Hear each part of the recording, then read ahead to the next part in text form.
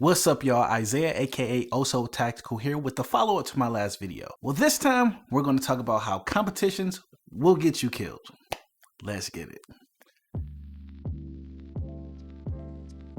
Welcome back. And I'm sure a lot of us have heard this or something similar at one point or another, right? Most of the time people say stuff like this, they've never shot a competition before and they don't plan on it, ever.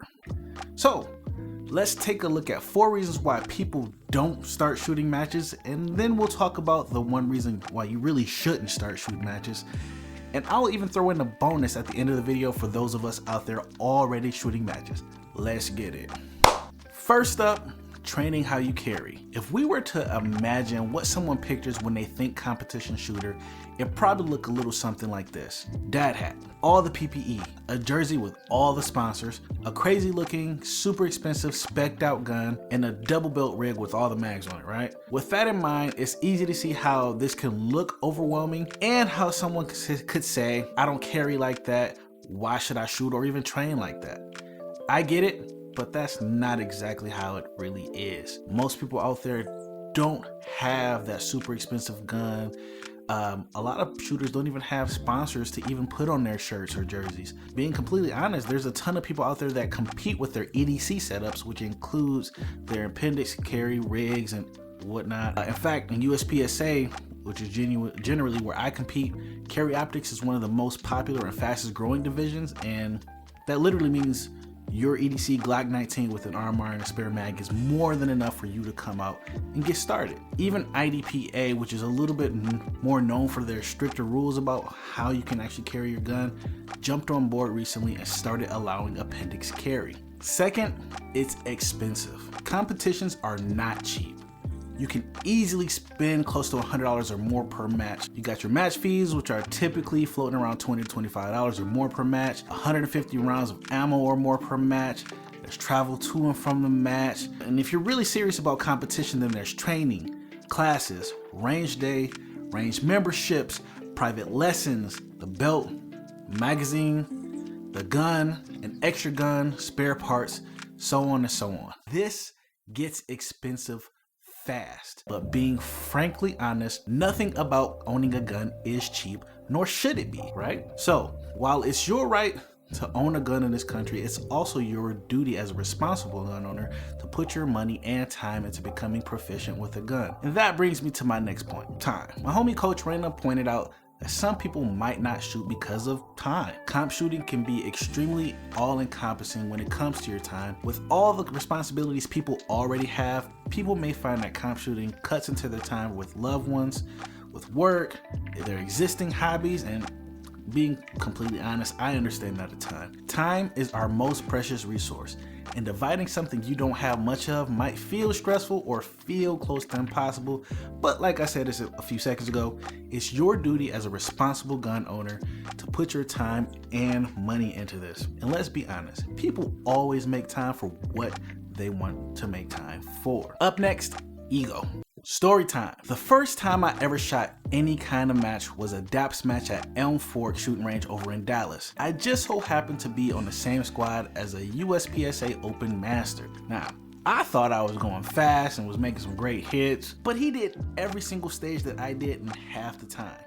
Seriously, half the time. Some people experience something humbling like this and their ego takes a huge hit. And what happens? They go back to doing what makes them feel good and comfortable, quite honestly. They don't try to improve past where they are, and seeing someone better than them doesn't make them feel good as doing the stuff that they know that they're good at. Then there are those of us like me that see amazing shooters and want to do it even more.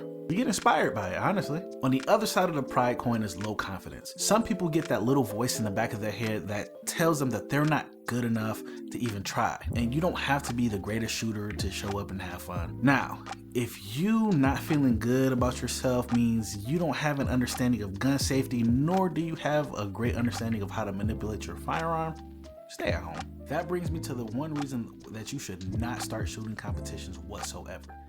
Safety.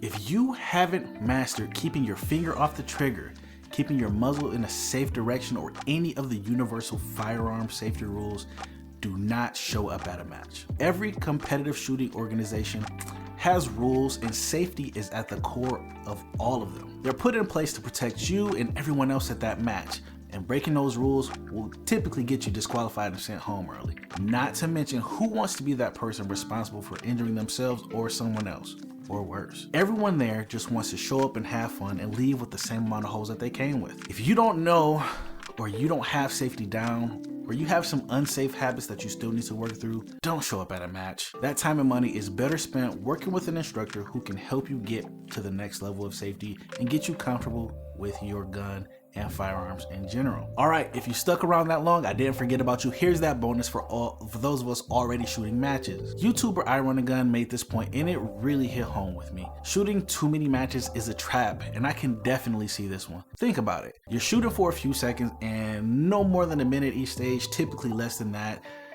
for 5 or 6 stages. Then you're standing around and talking, taping targets for the rest of the 4 hours that you're at the match. And I recently fell victim to, shooting too many matches back in February. I tried to shoot a match every week and my performance honestly went down. I wasn't practicing. I literally just put all my time into showing up at matches. I also made some changes to my equipment without testing the gun before I went to a match. And while I was at a match, my gun went out of commission.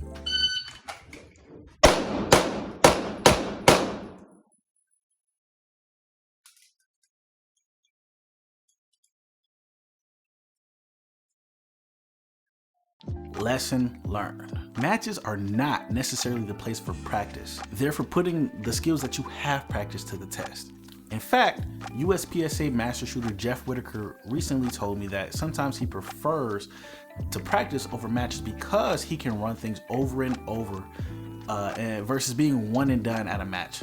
Also, my bro Coach Griff said that competitions aren't the only way to get better at shooting. There's classes, private instruction, range days, and dry fire. Well, that's all I've got for you guys. If you liked the video, make sure you hit that thumbs up and subscribe to the channel.